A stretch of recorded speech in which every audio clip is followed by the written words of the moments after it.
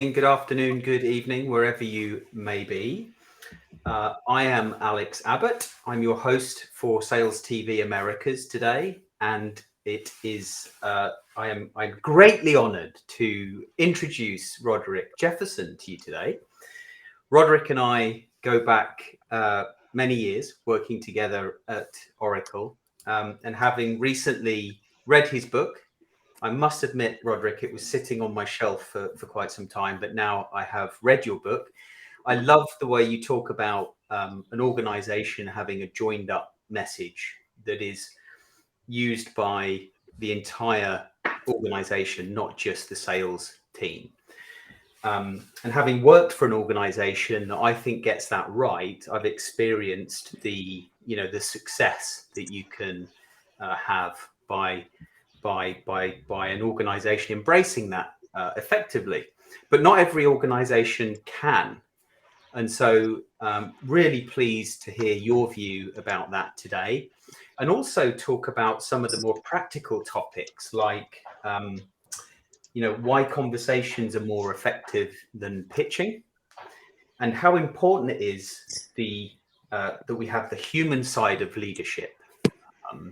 So with that, why don't you tell us a few words about yourself, and we'll go from there. First of all, guys, thanks for having me on. Alex, it's great to be able to reconnect anytime we can get back together. It is always an honor of mine. So, Roderick Jefferson, I am first and foremost a sales guy. Started out as a BDR, went into sales AE, did well there, made it to President's Club, and then got promoted to AE and actually turned it down. Yep, I know. My sales leader had that very same look on his face. But what I did was I realized that I love the process of selling rather than taking down those big deals. So what I said was, what if I could give you two problems that you would absolutely love to have? One, what if I could help accelerate folks to ramp faster than we were doing today, using some of the basic rudimentary templates that I had? And second, what if I would have you go back and ask for and need more budget for folks going to President's Club because so many people were going? And the answer was, then you've got a new job. That new job turned into sales training. And I've been doing sales training in about a little less than 20 years ago, created this nomenclature that we call sales enablement. And, to watch my baby grow and morph into what it has become today is beyond my wildest imagination. And so today I'm the CEO of Roderick Jefferson and Associates. We are a enablement consulting on a fractional basis, right? Helping companies accelerate speed to revenue, getting them up and running, building out enablement programs, and then taking it to that next level of, and I want to definitely stress, taking it from just being sales enablement to your point, Alex, of now moving to the entire full-blown version of revenue enablement and encompassing all of the other partners into this piece so that it's now a well-oiled orchestra. Nice. So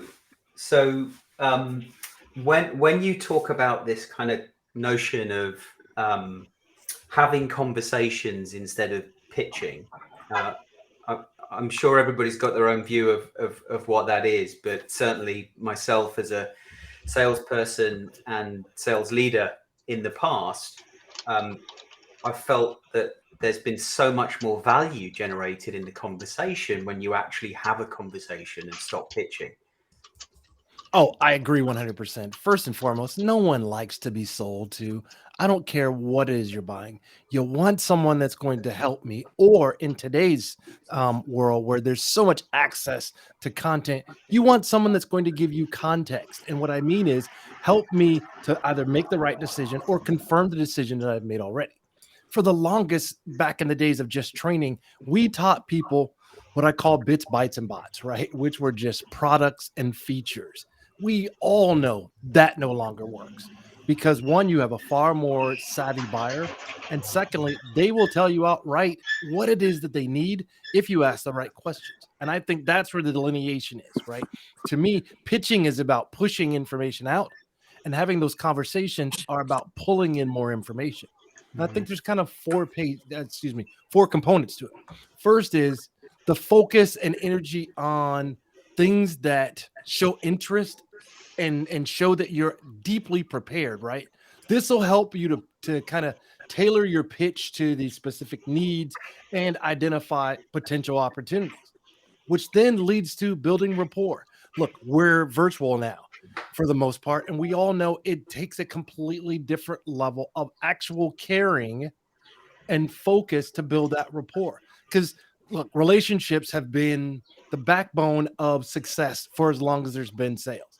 But I believe there's never been a time where leading with humanity, empathy, and EQ has meant more than it does today, right? Which means now taking active listening to a whole different level of discovery and qualifications, of asking questions, not just about the company and confirming, oh, I've done my homework. I looked at your 10Q. I listened to your last earnings report, but it's also another component, and that is the human piece of this. And that is, we rarely teach sellers how to actually ask the most important question that I think that will change the entire direction of a prospect's mind. And that is, so Mr. and Mrs. Customer, what will it do for you personally by having a relationship with our company that you can't get with anyone else? Will it help you get out of the doghouse? Will it get you a bigger seat at the table? Will it get you a promotion? Will it move you forward and propel in your career? Which then leads to the third, and that's clear communication. Look, there's nothing better that demonstrates that you're credible, knowledge, and competent than being able to clearly and concisely articulate something, right? But it can also motivate your prospect to take action, like, scheduling, moving things forward, and then ultimately buying and making a purchase. And the last piece is, again, something that gets left out all too often, and that is continued nurturing. The same amount that you showed in respect and I'll say love, if you will, to your prospect, you have to show it also when they become your customer. And that means showing genuine interest in the person, not just the logo, not just the closed sale or being able to ring the bell, but continuing that nurturing relationship so that you can ensure a long-term success by providing ongoing support, resources, and also a relationship with them. Does that make sense? It does. And there's a really good point there, I think, from Bob Britton, if you want to bring that up. Thanks, Rob. And Rob, we've touched on this recently about an enablement being seen as a cost as opposed to a revenue, a strategic revenue growth practice. First, let me read Bob's comment. Bob Britton says, I believe we need to stop conflating sales training and sales enablement. Many, maybe most, CXOs still think enablement is training. That's bad. It relegates enablement to a tactic rather than the strategic function it was intended to be. And then, yes, Alex, to your point, if you see this as a cost center rather than an opportunity to further generate revenue, well, what do we do with costs? We cut them. We cut them until we can't cut anymore. And sometimes that means cutting them completely. Whereas enabling the team to sell more, to sell better, is generating revenue. Absolutely. The challenge is measuring that. And that's often very hard for somebody in that sales enablement role to do, to justify their existence. Rob, I will respectfully disagree on that last piece. Good. I think it's Don't very do it respectfully. I think Don't it's do it actually respectfully. very easy to validate this. And all the other pieces before, I agree with you wholeheartedly. And I think a part of it is because, one, enablement for the longest, and we did this to ourselves, practitioners. So we have no one to blame. We've been seen as the fixers of broken things, right? Or that Yes. junk drawer that is supposed to be the answer to all things. You've got a thimble, you've got a calculator, you've got an old sock. That's not what we are, right? And the other reason is because I don't think that we have done a very good job of articulating the value of enablement and also the delineation between us and training, right? Especially L&D. I believe that, first of all, my perspective has always been you train animals and you enable people, right? And what I mean by that is I'm not teaching sellers how to sit or roll over. This is an ongoing occurrence. It's not a single event. Enablement's a marathon. It's not a sprint, right? And so when you can articulate, first of all, what I call the waterfall steps of what enablement does, then it's very easy to tie that back to hardline revenue focused metrics. All too much, we've been focused on smiley sheets and butts and seats, right? How many people have we trained? What's our scores? What's our amazing feedback? No one cares about that anymore, right? And the value of enablement is that we are the orchestrator that now is the hub that spokes out to every part of the organization. We're not an outlier. We're not sales scribes. We're not sales support, and we're not sales doormat. And so, again, if you step back away from just talking about sales, it's very easy then to have that conversation around metrics. And so, and the key is that we as enablement folks have to be what I call the translators of dialects and languages, right? Being European, it'll make a lot of sense, guys. Yeah. You've got British, you've got Spanish, you've got German, you've got French, right? And all of these things will in some way converge. But if you don't speak to them in their language, first of all, and would you agree, they won't ingratiate you, even if you made an attempt to speak their language, right? Then they're like, oh, okay, at least you tried. So now they're going to open up a bit more. I think the same thing happens inside of companies. When I'm talking to sales leaders, what am I talking about? Things like average deal size, deal velocity, pipeline creation, quota attainment, win and loss rates, time to revenue, and I mean first and second close. But if I go talking to an SE leader, they're going to look at me like I've got three heads. So what am I going to talk to them about?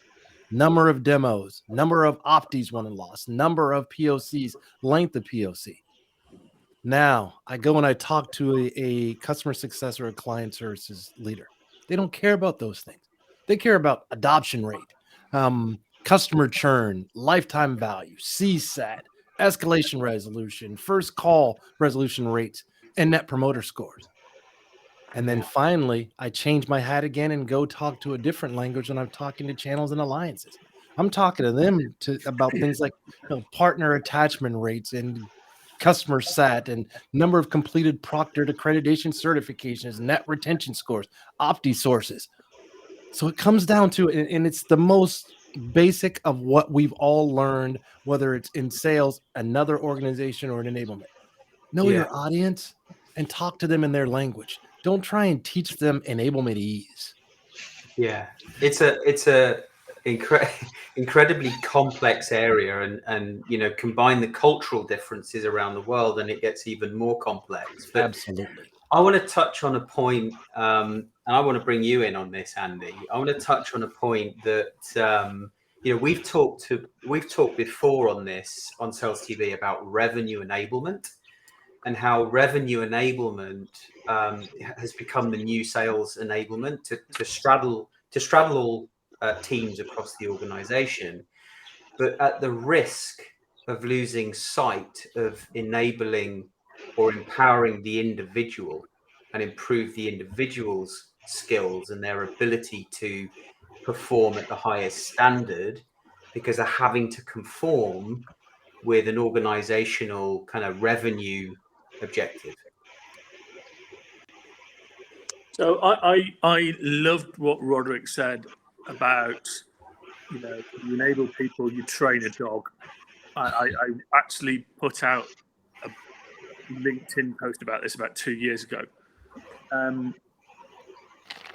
I want to see the world where we actually enable the salesperson to be the best version that they can possibly be, and acknowledge the fact that they will work for an organization for a defined period of time, which is their choice, sometimes the organization's choice, but most their choice. And actually then look at two tiers. really, Alex, and I'd be fascinated by Roderick's view on this, which is there's an element of sales enablement, sales operations, which is we can't have anarchy, we have to have a process. But there's then an element of stop this bullshit about actually getting people to do stuff that moves your number and actually do stuff that helps them move themselves, which will consequently move your number. And we seem to have completely missed this. And I think there's two camps of sales enablement people. There's people like Roderick. Jacqueline's just finished the launch, so she's saying hi. Brilliant. Well done. Those of you that don't know, by the way, in the green room when we were riffing, Alex nonchalantly looked out of his window and went, why is Jacqueline, my wife, not finished the lawn yet? So it wasn't quite like that. Roderick then asked, why are your children licking the car tires, please? But the point is that I see sales enablement people in two camps. People like Roderick who stepped outside and gone, you know what, I'm going to challenge sales leaders in this place. And there are some people who are still in organizations that do that. They look across the horizon of sales enablement leaders and go to their leaders in sales and go, you know what, this is the thing you should be thinking about. And there are others who the sales leader comes in and goes, we have got some serious crap going on with margins. Henceforth, I'm telling you as an enablement leader, go fix negotiation skills. And I want to see more of the Roderick type, the look across the horizon and let's think about what we need to do for the individuals, as opposed to those in service to sales leaders that don't get it. I think Jay has a good comment here. I want to bring that into the discussion. Jay Shepard says, ask 15 different CXOs on their definition of sales or revenue enablement. You'll get 10 different answers. And where does best enablement reside? Jay, first, I take issue with what you said. If you're asking 15 different CXOs their definition, you're going to get 20 different definitions. And the other thing that I wanted to add that is in line with this is maybe I was naive, but the first time I heard the term sales enablement, I thought it was enabling of the verb that is to sell, whereas most people perceive it as enabling it of the noun that is the person or persons who make up the sales team.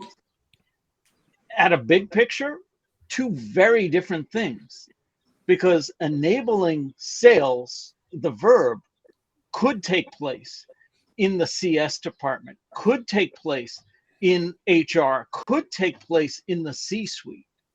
But enabling the noun that is sales can only take place in the sales department. So instead of fixing our definition, we just went with a different word for it.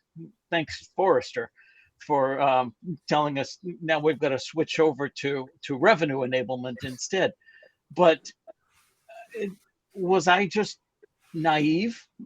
Did I miss it from the onset? No, you absolutely nailed it, right? I think what it did actually was, in some cases, actually created more silos, right? Yeah. And rather than connecting all of those other lines of business. And that's why I am so bullish on revenue enablement. I know the guy that created sales enablement.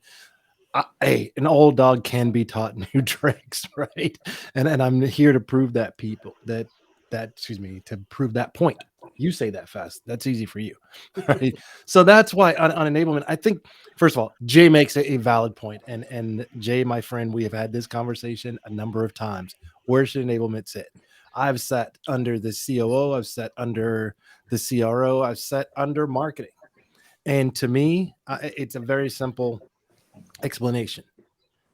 Sales is the sun.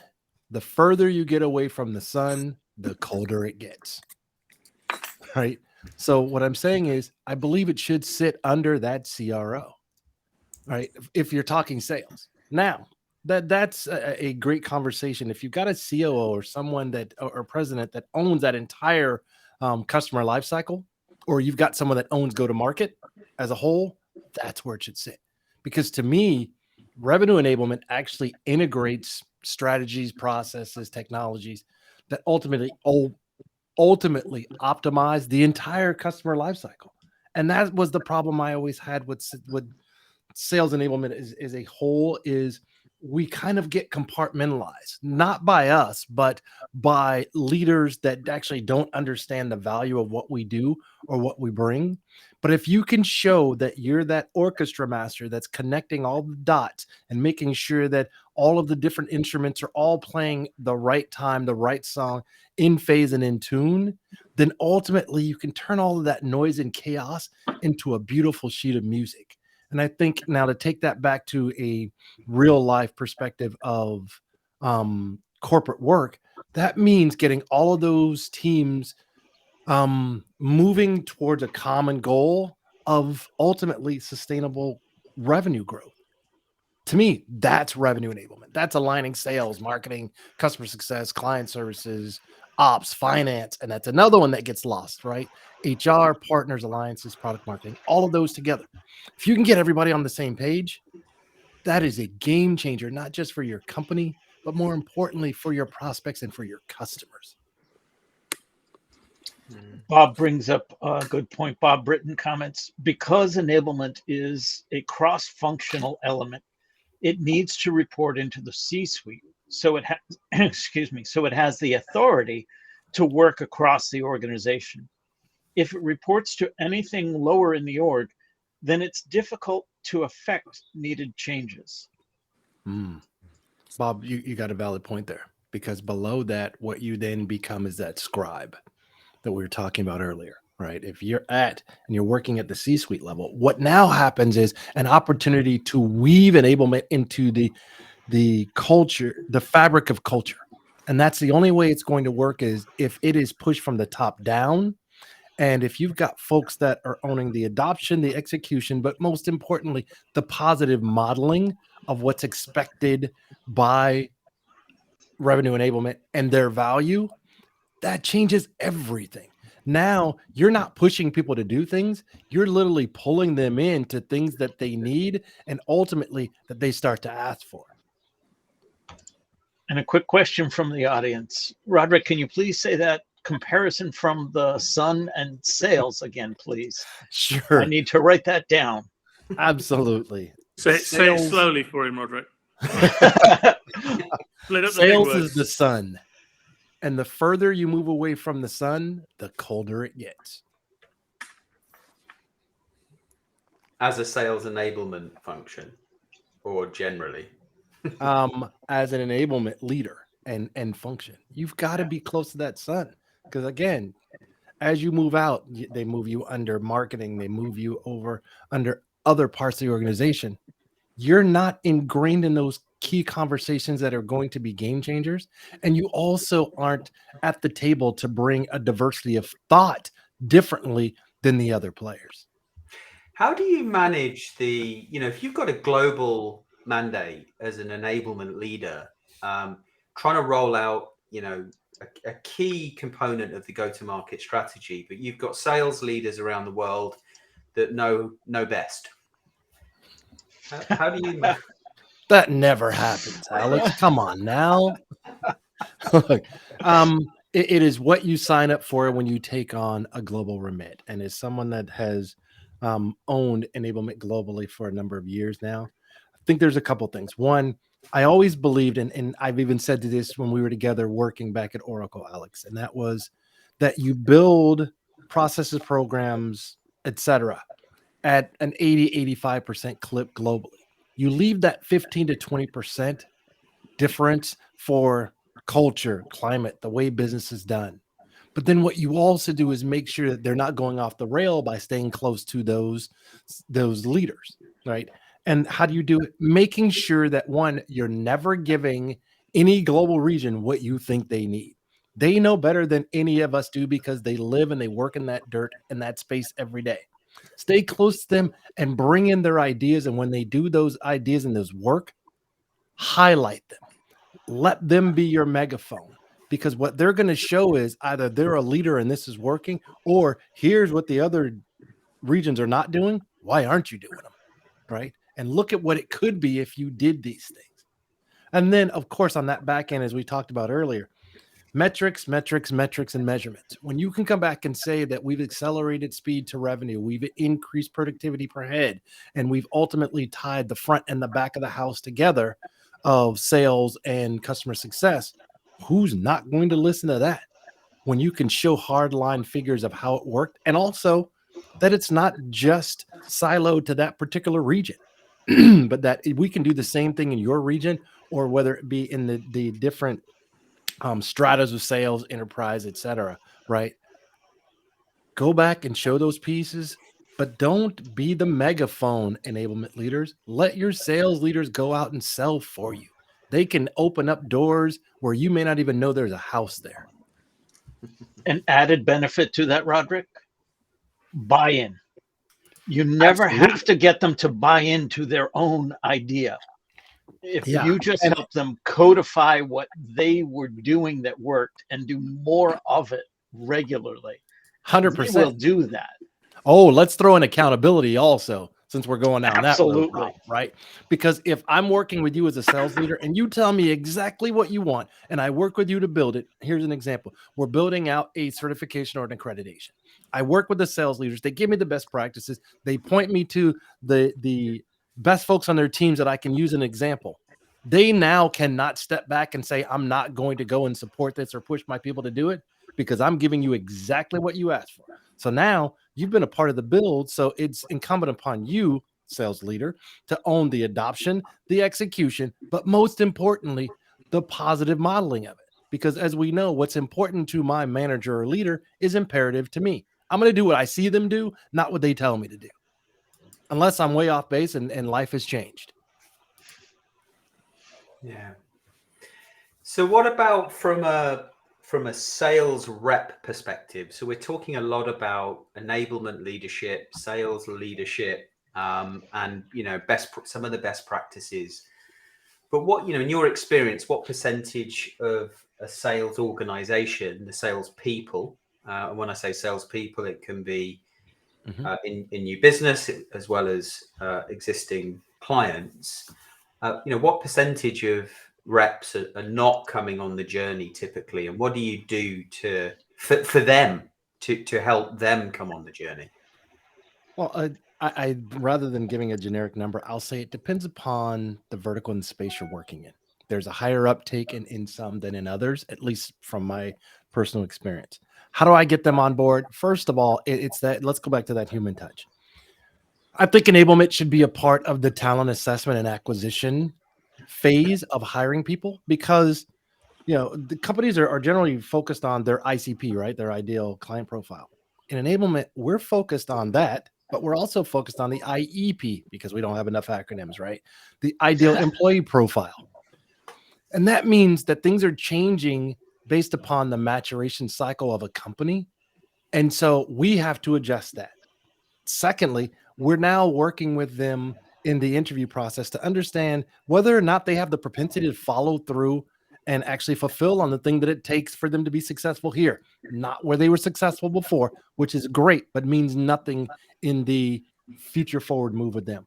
And finally, because we deal with sales on a daily basis, our BS meter and filter is way higher, I believe, than any other part of the organization.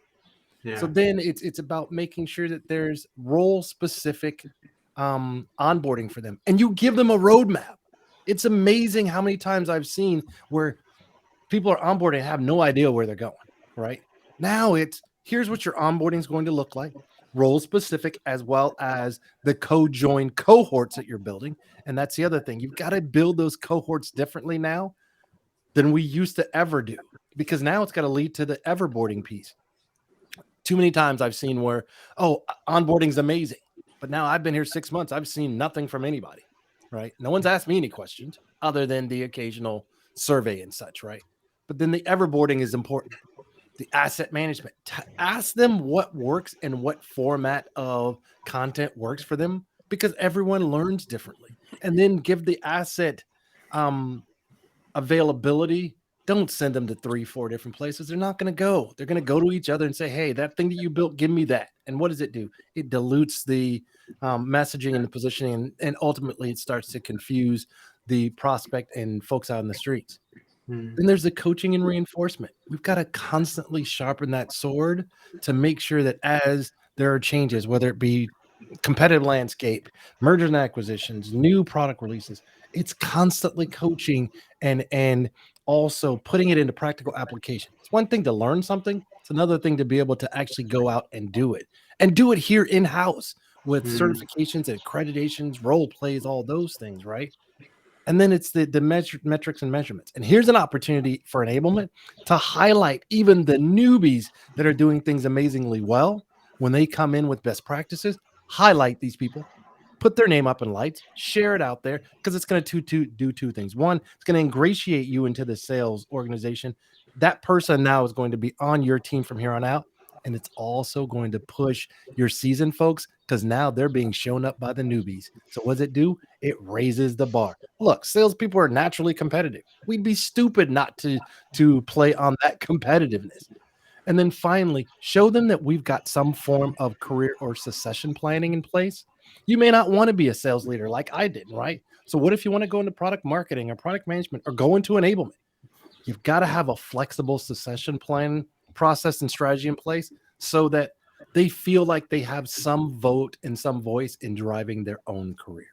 Does that help, guys? Absolutely. I think so. That roadmap, by the way, that succession plan, when presented during the interview process, that is a distinct differentiator. 100%. Most companies do not do that. We hired beyond our capabilities because we were willing to just share with them, this is our vision for you. And it's not some major corporate secret that oh, if our competitors knew of this, we'd be sunk. Yet for some reason we hide it. Why do you think that is? I think there's a couple reasons. One, whether or not that succession plan is in place and fully supported. And the other is, I don't think that most companies really understand how much of a differentiator enablement really is in the onboarding and the retention of folks, right? And so to your point, Rob, if we said right up front, here's what our career or succession plan strategy looks like, you know what it says to me if I'm the prospect or the candidate? I say, you guys are actually investing in me, and they've already thought about this ahead of time, and we're not bringing you on to be successful here. We literally want to bring you on to build a long-term relationship. And that means in a relationship, it's both give and take, right? Not just us kind of shoehorning into what's going to drive revenue for us. Look, let's not get it wrong. Corporate America is here to make a profit, not friends in most cases. But at the same time, there's an opportunity to show that you as an individual are not just valuable, you're also valued. So marketing, this is a great point by Sean. You want to read it for us?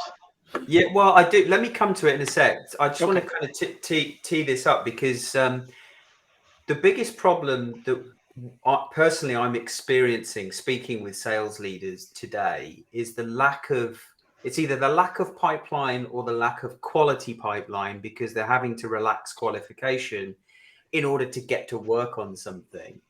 And it feels traditionally sales enablement as a function hasn't been supporting marketing to generate pipeline or salespeople to generate pipeline. And it feels like we're kind of stuck between sales expecting marketing to generate the pipeline. But in reality, we really need those experienced salespeople to take charge and accountability of, developing their own pipeline, because they're the experts. Where do you, and we'll come to Sean's point in a minute, where do you sit in terms of that point? I think it's not an or, I think it's and. First of all, no true seller is going to be dependent on someone else bringing everything to the table for them to eat, right? We're natural hunters, so that means we're gatherers. We're going to bring things, but at the same time, no one's going to push back if you've got a marketing team that actually is integrated into the entire sales process. Buyer's journey. Let me step back from all of that craziness into the buyer's journey. And if you go back to the very beginning, it starts with what? Seeding, right? And I look at it as kind of a plant. And this is why I think you've got to look at that front end of how are we first and where are we planting the seed? And what I mean in real life is, and I've asked marketing folks, marketing leaders, have you ever got a definition of what an MQL versus an SQL is from your sales leader? Because what have we heard? Marketing says we give you all these leads and sales doesn't do anything with them. And sales says, yeah, because they all suck, so we don't do anything with them. Well, a part of it is bringing them to the table and saying, here's the definition of, and also looking at marketing as a part of that entire buyer's journey versus this front end piece that they do all their pieces. They go out to conventions, they're sending out marketing assets and collateral. No, it's more than that. They're actually the front end of building that relationship. So again, if we looked at this as a relationship versus just sales stages, sales methodology, sales process, and selling motions, it's very easy to ingratiate them.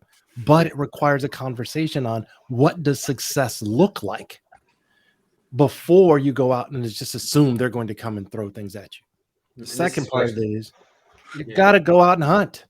Right? You got to go out. And when you do that, it's easier for you to go back and tell them and show them what it looks like and what you're looking for versus assuming. And we all know what happens when we assume, right? Rather than assuming that they already know. Most of the time they don't because they haven't carried a bag. They work closely with you. And then the last part here is where enablement can come in and literally go back to that translator of dialects and languages where you can talk to marketing and say, hey, this is sales speak. The way you've got it together, you've got the right components, but it's not the way that salespeople think. Then you go back to salespeople and say, if you could get this from marketing, what would it look like? And then you mesh those together, bring them to the same table, and guess what you have? I think a higher level of success is what you have. Yeah. And I think Sean's point, Sean Lewin, be true, be honest, be focused, be flexible. People buy people. I worked in the corporate world for 27 years and knew within minutes when someone was suitable for sales. Be true, be honest, be focused, be flexible. How often are visions not actually implemented in reality? And then a couple of other comments have come through. Bob Britton says, be careful with best practices. They're basically the emulation of what a rainmaker does, not why they do what they do. And because top sellers are typically unconscious competence, they have a hard time explaining the why. And he follows up with, I love that point there. Love that point, Rob, about best practices. I even hate the expression best practice because the concept of that is that you are going to copy what somebody else did. And the bad news about that is that we are living in an environment where actually the competitive advantage comes from being first to market with your thinking, to break the mold and do something innovative.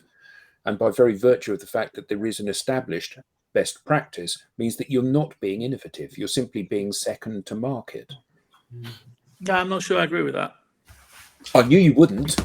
There you go. And actually, on the subject of bringing sales and marketing together, I've written a book on this, so believe me, I know what I'm talking about. And called it marketing. Great idea. Yeah. No, I think there are acceptable ways of calling things best practice. So things like customer intimacy and great stakeholder mapping and things like that are some of the great hygiene factors that some people need help with and some people are naturally brilliant at. So I think the bit about what you're trying to say is very valid, but I think there are very justifiable best practice elements that anybody can follow. Yeah, there are good examples, but I think the idea that I'm going to simply emulate your way of doing it is very dangerous. And Roderick, you made the comment of about the seller journey, and then you went, no, actually, scrub that, the buyer journey. And again, another one of my pet hates is this whole kind of buyer journey mapping. You know, we all worked at Oracle. We used to do, but it's got nothing to do with the buyer's journey. It's got everything to do with the seller's journey. It's like, what have I got to give you at the point when I can change your opinion about what you're going to do? And you know, so many sales organizations bandy around expressions like, we're going to have a relationship, you know, a relationship based sale. And actually, it's not about relationship, it's about commercial relationship. That's what people are after. And that's why this whole qualifying out thing is, again, a bit of a misnomer, isn't it? You know, with long buying cycles, I'm on a quarter to quarter thing. It's like, okay, I have to qualify you in or out. I should be qualifying you now or later. Adam, I disagree vehemently. Excellent. Vehemently on this one. I'm ultra passionate about this. It's not about the seller's stages and journey, processes, programs. Absolutely not. Because then it shouldn't be. Absolutely right. That's my point. My point is that it should be about the buyer journey, but it very rarely is in most companies. Okay, my apologies. Yeah. No, because otherwise we shoehorn them in, right? Into the way we want them to move versus learning from them how they buy and why. And it comes under the banner of customer journey mapping, but it's never about the customer journey. It's always about, what can I do to boost my sales? Oh, and you're so cynical. But the reality is that the organizations that understand the customer behaviors, those are the organizations that thrive. And so few do these days. Almost every company, it's all about their sale. It's never about the customer. It's never really about we talk about customer centricity, but it's an expression which is used rather than a feeling that organizations have. But the best salespeople will care about the customer and the buyer, and therefore be more successful. But I can't help feeling that that's situated within the individual and rarely within the organization.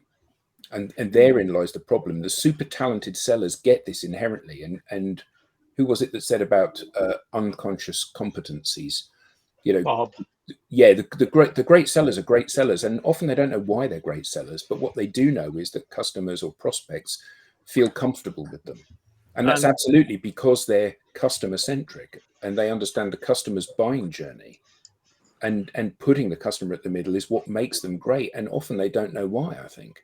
It's been a great conversation. I know Rob's got some things to share that he wants to show before we hit, and on the bombshell that after 6-7 weeks, somebody's actually apologized to you live on air, Adam. I'm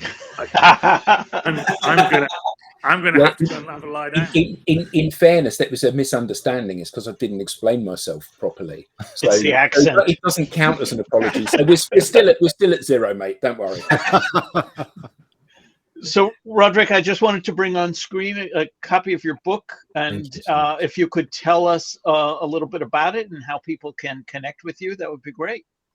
Sure. Adam, it's all about best practices. No, I'm kidding.